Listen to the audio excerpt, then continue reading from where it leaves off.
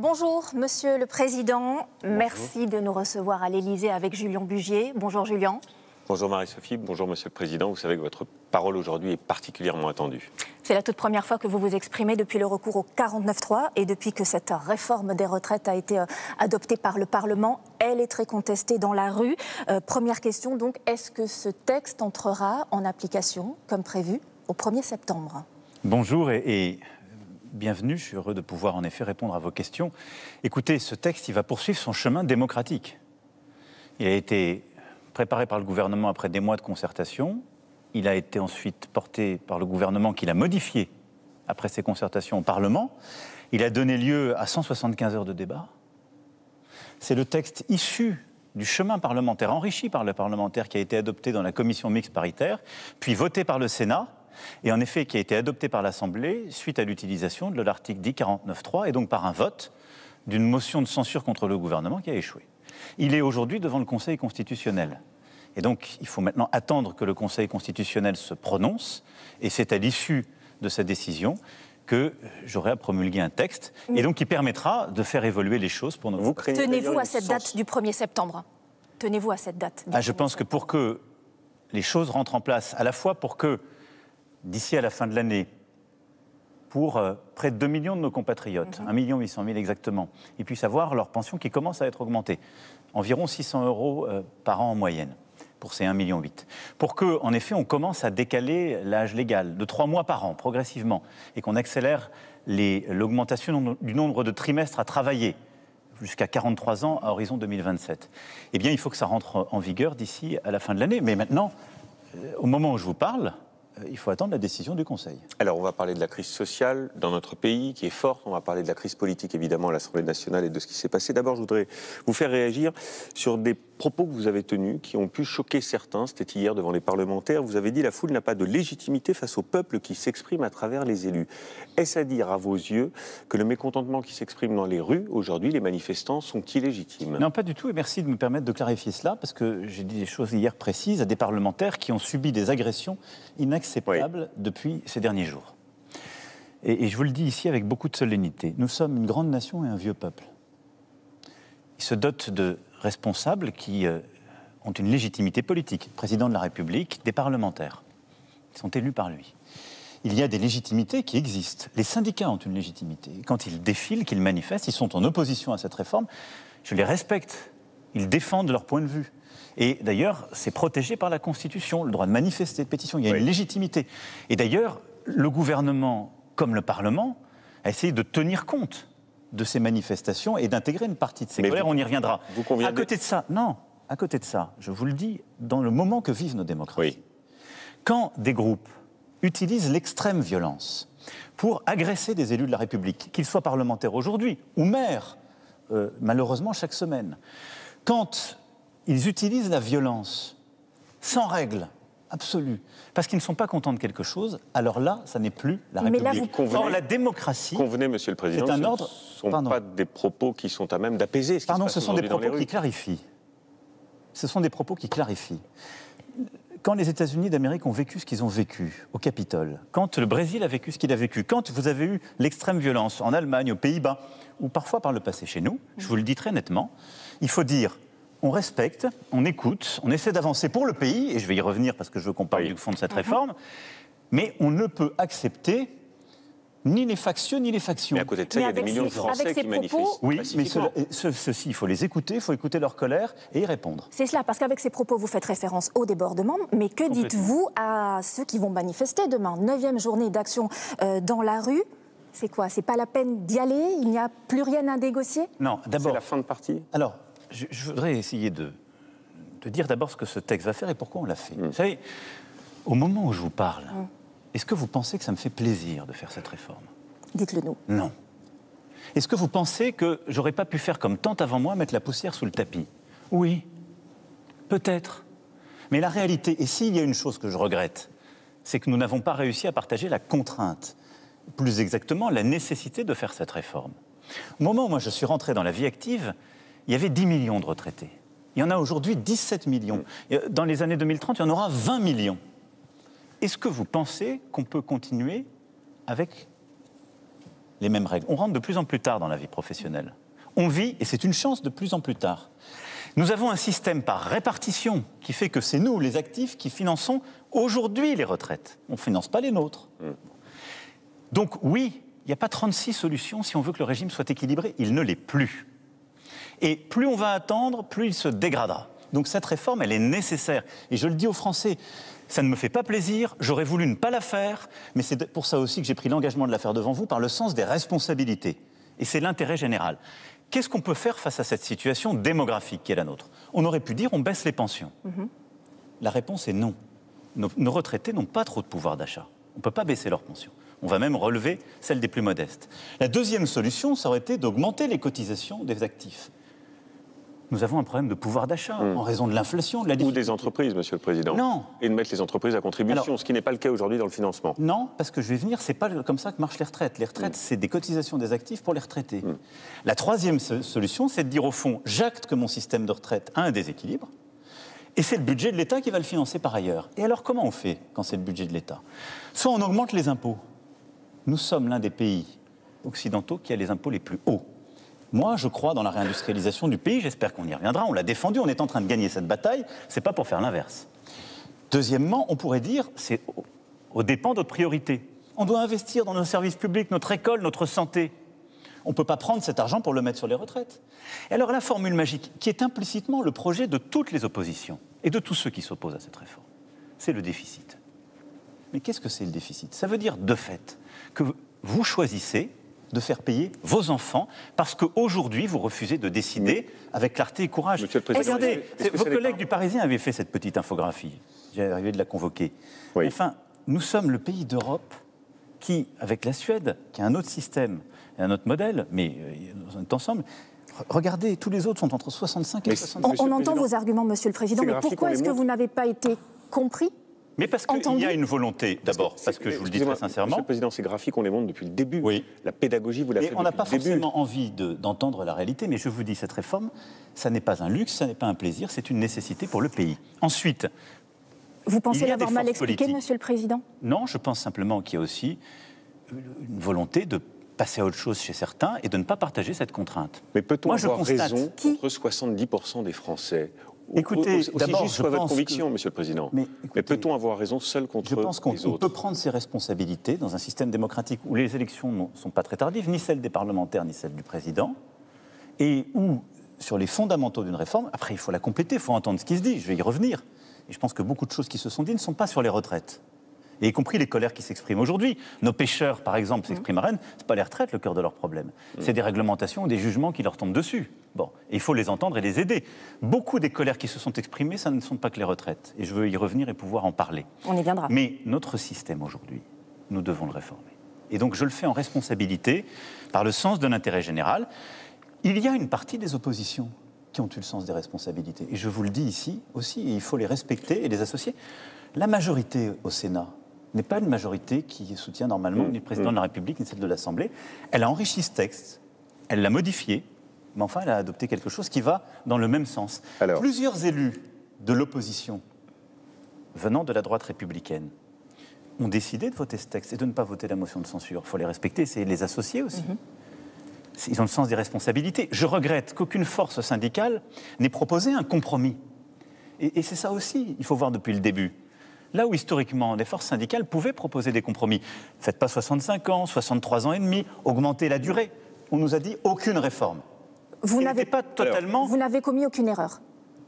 De ne pas réussir à convaincre. Mais en même temps, je constate qu'il y a aussi une tendance dans nos démocraties à vouloir s'abstraire du principe de réalité. Et ça, c'est aussi sans doute les conséquences d'une situation après le Covid, ou pour beaucoup de nos compatriotes, mais aussi des forces politiques, syndicales. Je note que le secrétaire général de la CFDT, pour qui j'ai estime et respect, était allé devant son congrès en proposant d'augmenter les durées. Il n'a pas été suivi par son propre... Mais il avait cette volonté de faire travailler davantage. Il nous aurait proposé un compromis. D'ailleurs, le gouvernement a changé les choses. On n'est plus à 65 ans en 2030, mais 64 ans et une accélération de l'augmentation de la durée de cotisation. Mais il n'y a pas eu de proposition de compromis. Donc le compromis, il a été fait par le gouvernement, après ces concertations.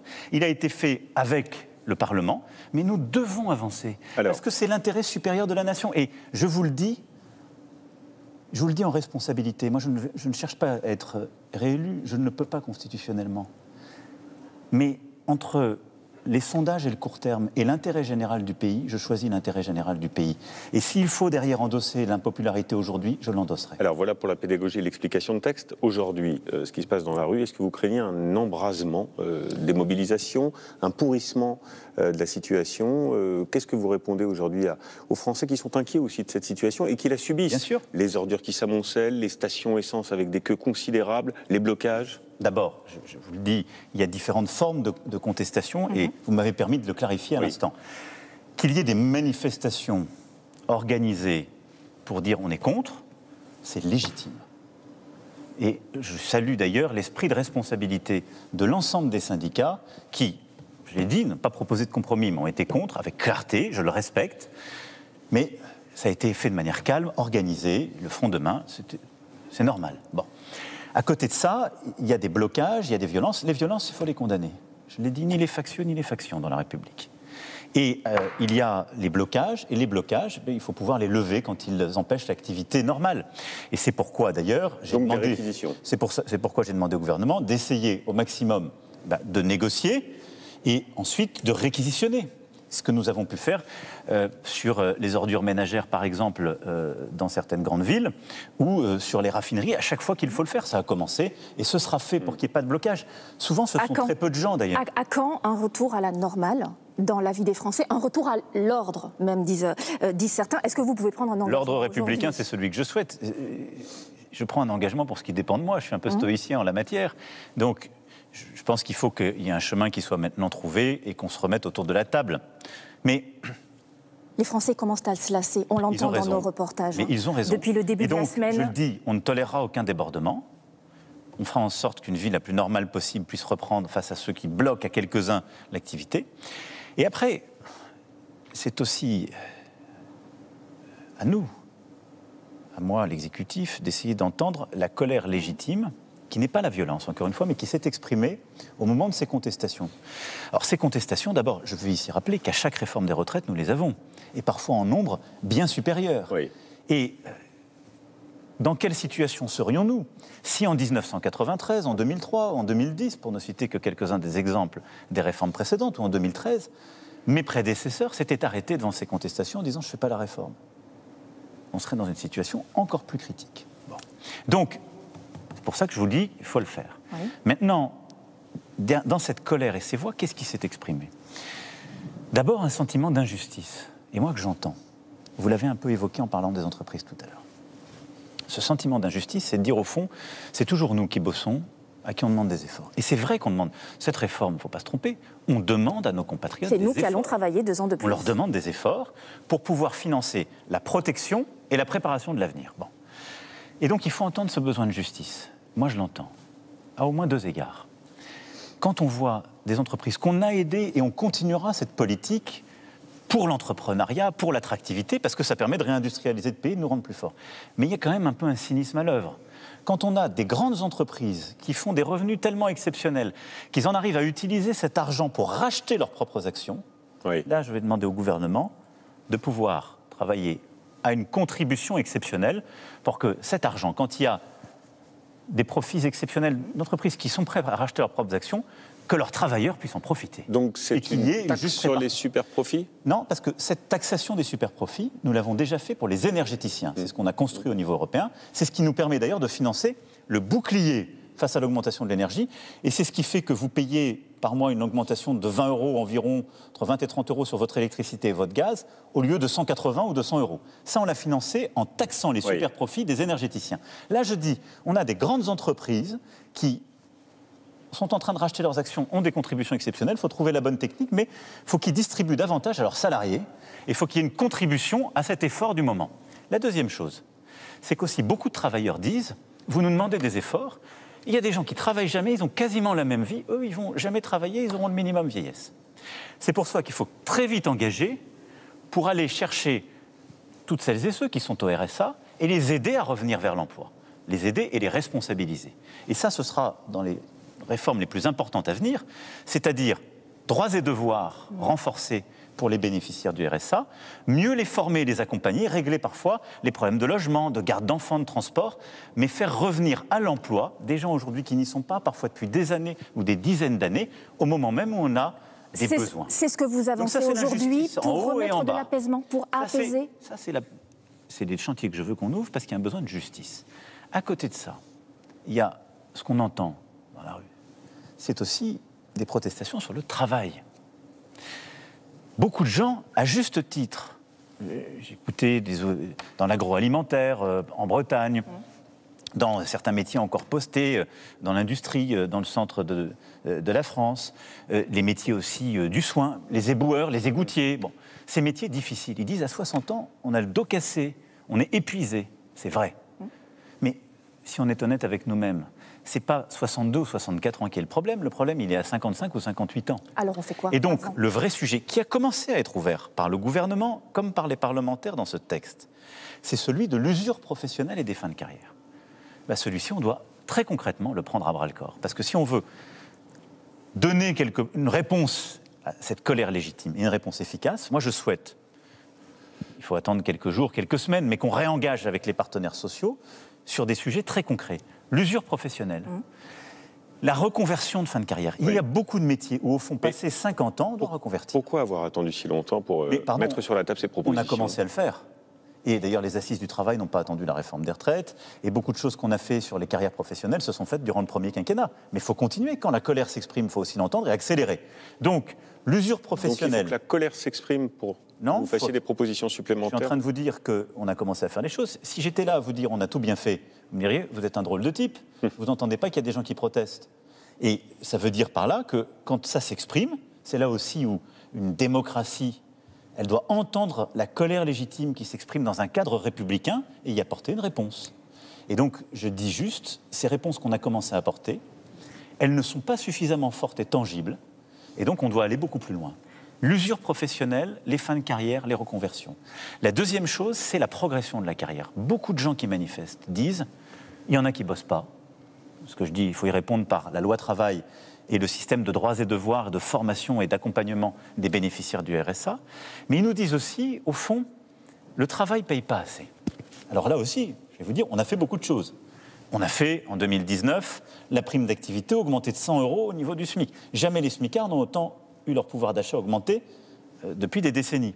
On a augmenté ces 18 derniers mois le SMIC en France de 9,5%, plus que l'inflation.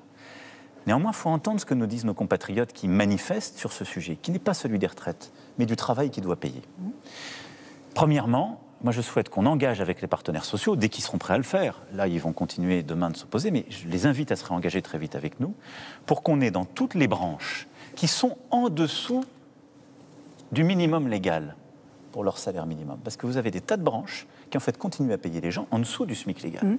Là, vous nous parlez des partenaires sociaux. Avec quels partenaires politiques vous allez avancer sur ces sujets? La main est tendue, toutes celles et ceux qui sont prêts à avancer sur ces sujets concrets pour nos compatriotes. Et donc, je leur dis, allons travailler pour maintenant très vite trouver une réponse dans tous ces métiers qui sont insuffisamment payés, qui sont souvent les métiers de première et deuxième ligne dont on a eu besoin pendant la période Covid, et qui continuent à avoir des salaires minimums dans leur branche qui sont inférieurs au minimum légal. On doit accélérer, enclencher les choses. Deuxième élément, on doit travailler les carrières. Ce n'est pas une loi qui changera les carrières, parce qu'on n'est pas une économie administrée. Mais il faut remettre sur le terrain le dialogue social pour que les carrières permettent de mieux gagner sa vie. Vous savez, on est l'un des pays où le salaire minimum est les plus élevés en Europe. Mais le salaire médian, c'est-à-dire le salaire en dessous duquel il y a la moitié des gens, au-dessus duquel il y a l'autre moitié des travailleurs, c'est l'un des plus proches du salaire minimum en Europe. Ce qui fait que les carrières sont écrasées dans notre pays. Et c'est un peu désespérant pour beaucoup de nos compatriotes. Alors, on a trouvé des réponses. On a enlevé, comme vous le savez, des cotisations sociales, les impôts sur les heures supplémentaires. Mais il faut qu'on travaille les carrières dans notre pays pour permettre de se dire, 45, 50, 55 ans, là, je vais voir un progrès. Soit je pourrais changer de secteur et avoir un métier qui ne me casse plus le dos et prendre en compte mes mesures, soit au moins je serai mieux payé, j'aurai des tâches qui reconnaissent mieux les choses. Ça, c'est du dialogue social et c'est indispensable. Est-ce que pour mener ces réformes, Monsieur le Président, c'est Elisabeth Borne qui est la bonne Première ministre ? Je vais revenir sur le champ politique, je voudrais finir sur le fond, sur le travail. C'est un sujet essentiel. On a commencé les assises du travail, mais il faut le rendre plus concret. Donc moi, je veux réengager avec les partenaires sociaux très vite sur tous ces sujets. À quelle échéance ? Là, faut le préparer dans les prochaines semaines. Donnons-nous les 3 semaines, un mois pour définir ces objets et la méthode et engager. Mais il faut pas des grandes discussions et des grandes messes. Discussions concrètes où on est tous autour de la table. Vous avez commencé à appeler les syndicats ? Ils vont manifester. Demain, je respecte cette manifestation, je les engage. Mais derrière ça, il y a le sens du travail. Moi, je suis frappé, et c'est pour ça que je le dis il faut beaucoup de bienveillance et d'attention et de patience. On a eu des manifestants qui ont dit, nous, c'est pas la retraite le problème, on ne veut plus travailler du tout. Parce qu'il y a eu, et on a cette crise dans beaucoup de pays occidentaux, on a beaucoup aidé au moment du Covid. Et donc, tout s'est un peu déréglé, les référentiels. C'est aussi pour ça que c'est plus dur de convaincre qu'il faut de la responsabilité, parce que pendant plusieurs mois, on a payé pour ne pas travailler, pour protéger le pays, et on a trouvé d'autres équilibres. Et donc le rapport au travail n'est plus le même. Il faut le rebâtir et redonner aussi du sens au travail. On vous entend sur les intentions, mais avec... Donc voilà, ce n'est pas des intentions, ce sont des engagements. Avec quelle la justice, majorité, le travail. avec quel gouvernement, avec quelle première ministre? Est-ce que Elisabeth Borne a toujours votre confiance? Oui, j'ai nommé Elisabeth Borne. Elle doit ensuite avoir la confiance du Parlement. C'est là aussi nos institutions. Elle a décidé, après avoir examiné avec l'ensemble des forces politiques de la majorité et ses ministres, pour cette réforme, le fait que, pour qu'elle passe et ne laisser aucune incertitude, elle a souhaité engager la responsabilité de son gouvernement. C'est ça ce qu'on appelle le 49.3, le fameux article. C'est la 100e fois qu'on le fait dans notre République. C'est un geste très solennel. Elle a pris ses responsabilités avec son gouvernement et elle a dit au Parlement, si vous avez une majorité alternative, qu'elle s'exprime. Lundi, il a été montré qu'il n'y avait pas de majorité alternative. À 9 voix près. Oui, mais vous savez, nous sommes en République à 1 voix près. Mais peut-on gouverner pendant 4 ans avec un gouvernement... Je le crois, avec beaucoup de volonté. Et donc 9 voix près. Mais parce que d'abord, ça montre une chose, même à un moment d'incandescence politique, il n'y a pas de majorité alternative. Ensuite... Et donc Elisabeth Borne, pardon, je reviens sur la Première ministre, oui. Elle a votre confiance, est-ce qu'elle l'a durablement, pour plusieurs semaines, pour plusieurs mois? Alors, elle a ma confiance pour conduire cette équipe gouvernementale. Et ce que je lui ai demandé, sur la base de ce que je viens de vous dire, et aussi du cap des priorités, on y reviendra, je pense, dans le cours de notre discussion, de bâtir un programme législatif et un programme de gouvernement en lien avec le président de l'Assemblée et la présidente de l'Assemblée nationale et le président du Sénat, que j'ai vu hier, pour avoir à la fois moins de textes de loi, des textes plus courts, plus clairs, pour aussi changer les choses pour nos compatriotes de manière plus tangible, tout ne passe pas par la loi. Et donc dans ce contexte, il faut agir au service de nos priorités, de nos compatriotes, le faire de manière très concrète avec les élus sur le terrain, avec les services de l'État, et tout ne passe pas par la loi, et on passe trop par la loi dans notre République, et ensuite de bâtir un programme de gouvernement pour que les choses soient plus claires et ambitieuses et apaisantes. Et dans ce contexte-là, le mandat que je lui ai donné, c'est de continuer à élargir cette majorité autant qu'elle le pourra, avec les femmes et les hommes de bonne volonté qui, de droite et de gauche, ou du côté de l'écologie, sont prêts sur les priorités que j'ai fixées, que je vais vous rappeler, et le programme de gouvernement que la Première ministre va travailler, à avancer avec elle. Peut-être au texte par texte, je ne suis pas en train de dire qu'on peut bâtir aujourd'hui des accords de gouvernement et de coalition.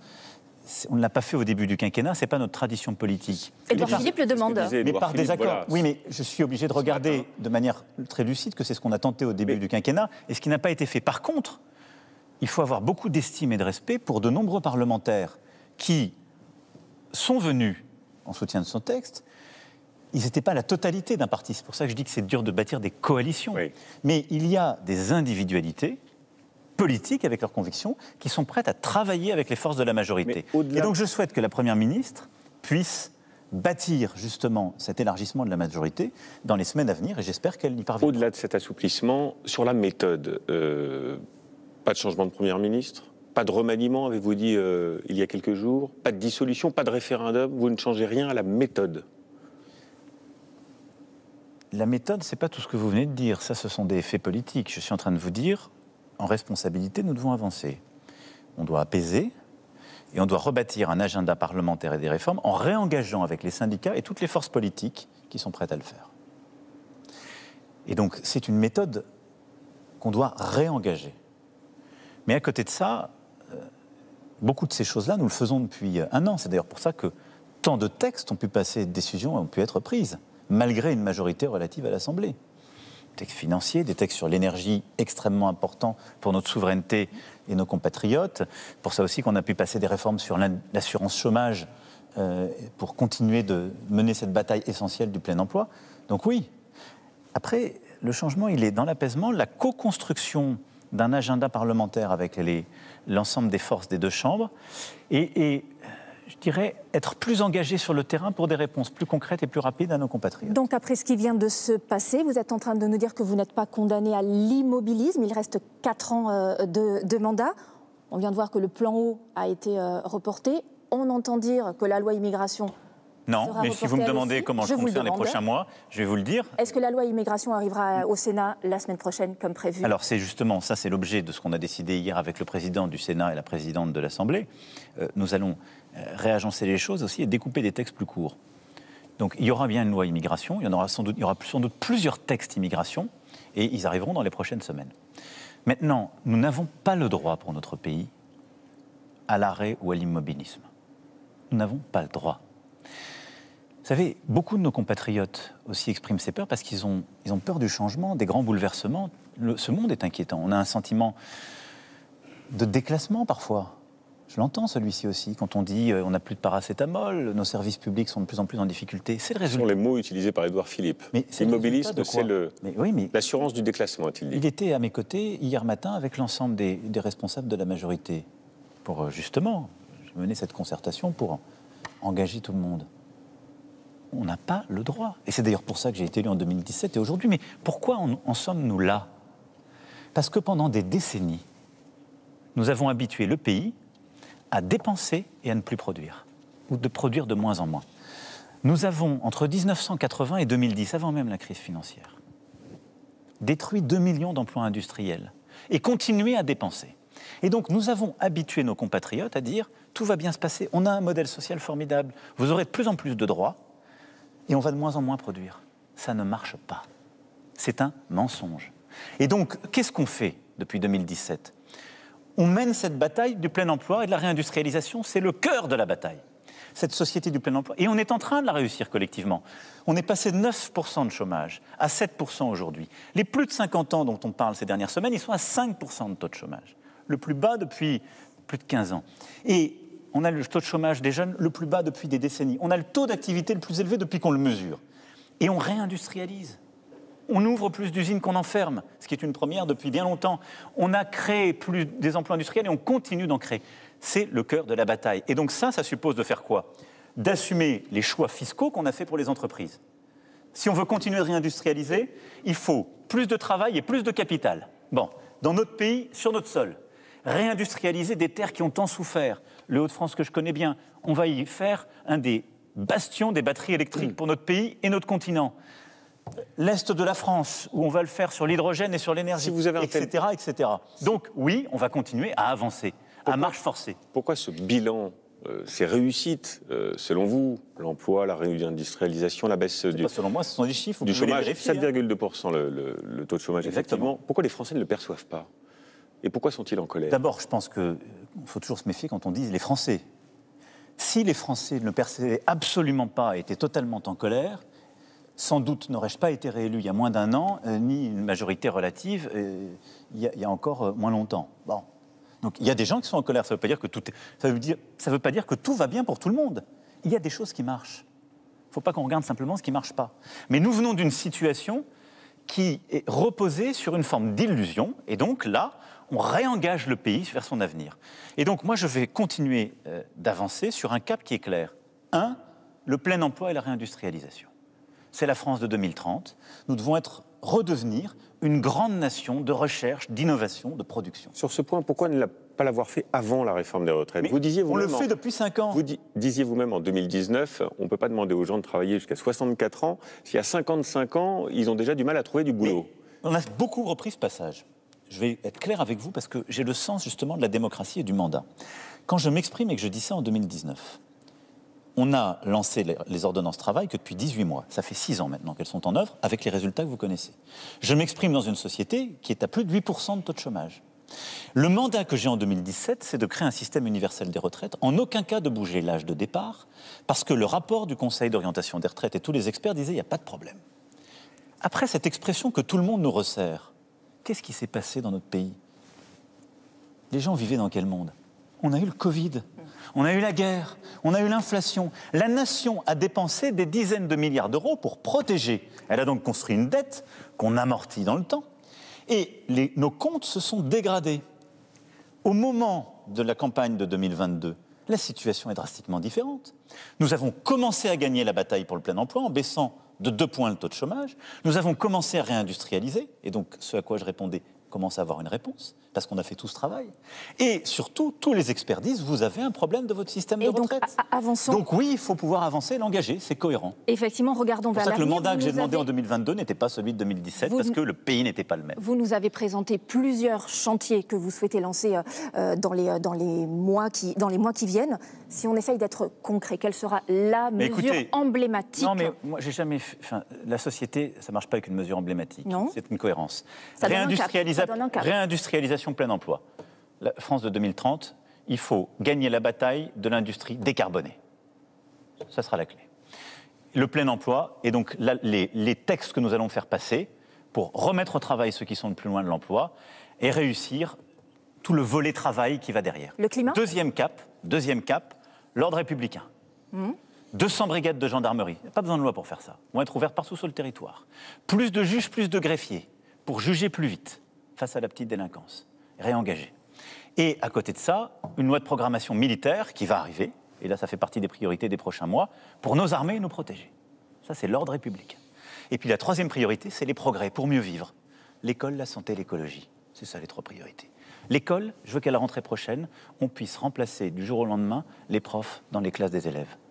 Ce qui n'est pas le cas aujourd'hui dans beaucoup de collèges et lycées. C'est loin d'être le cas. Voilà, c'est une priorité. La deuxième chose, qu'on réponde dans la ruralité et qu'on améliore, parce qu'on a des baisses d'effectifs, parfois il faut fermer, on continuera à devoir fermer des classes ou des établissements, mais qu'on améliore la réponse avec parfois les écoles les classes multiniveaux, nos internats ruraux, qu'on réponde aux besoins de la ruralité sur le scolaire, qu'on réforme le lycée professionnel, indispensable pour être juste avec nos jeunes et les amener vers l'emploi ou la formation.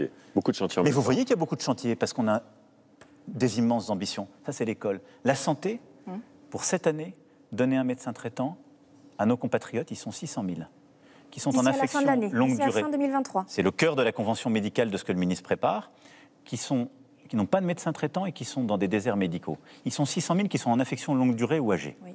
Et enclencher la réforme qu'on a lancée sur l'hôpital pour les conditions de travail, pour réengager et les déserts médicaux. Et l'écologie, dès les prochaines semaines, le plan eau, nous aurons besoin d'avoir, comme on a réussi tous ensemble à gagner la bataille pour la sobriété énergétique, on doit gagner la bataille pour la sobriété en matière d'eau. Et donc tous faire une petite part d'effort pour préserver notre eau, mieux réutiliser l'eau de nos réseaux comme l'eau de pluie, changer les usages. L'eau, la forêt, les océans, les transports, le logement, c'est tout ça l'écologie. C'est des vies concrètes, mais il faut accompagner pour une transition juste et durable. Voilà le cap.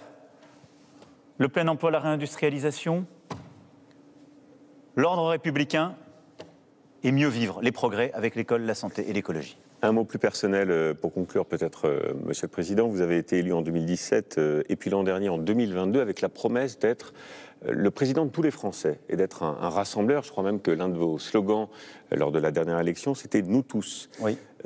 Aujourd'hui, le pays paraît plus fracturé que jamais. On en a parlé, vous l'avez dit vous-même. Est-ce que vous avez le sentiment d'avoir raté quelque chose? Est-ce que vous avez le sentiment d'avoir perdu la manière de comprendre et de parler aux Français? Non, je vais vous dire, la réforme qu'on fait est une réforme qui est très difficile. Elle est très difficile. On demande un effort aux gens. C'est jamais populaire. On n'est pas concurrencé sur le sens des responsabilités. Non plus. Je ne dis pas qu'on est beaucoup aidé. Vous dites à part vous, les autres proposeraient. Non, mais c'est la réalité. C'était retirer la réforme. Bon. Donc j'assume ce moment. Mais j'assume ce moment parce qu'il permet les autres.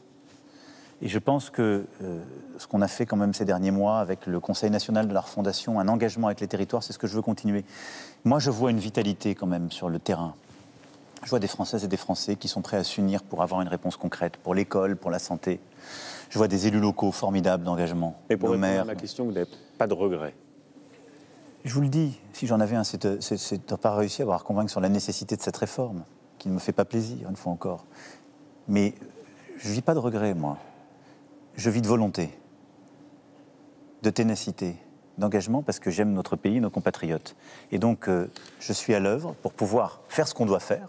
Et il y a toujours des moments difficiles qu'il faut assumer, mais pouvoir surtout, jusqu'au bout, les engager toutes et tous pour faire ces transformations. Ce n'est pas des lois, tout ce que je vous ai dit la plupart du temps. C'est de l'engagement collectif, parce qu'on a tous une part à prendre dans l'avenir du pays. Et quand on parle d'école, d'industrie, de santé, de formation, d'écologie, quelques jours après la sortie du 6e rapport du GIEC, on a tous une part à donner. C'est ça, ce avec vous. Et donc, on va continuer les conseils de la Fondation, on va continuer le travail sur le terrain. C'est aussi ça, cette nouvelle méthode. Là, c'est un texte difficile, il arrive là, il faut le faire, mais ça n'emporte pas tout. Merci, Monsieur le Président. Je suis sûr qu'on saura se réunir pour l'avenir du pays. J'en suis convaincu. Merci, Monsieur le Président. Merci à vous.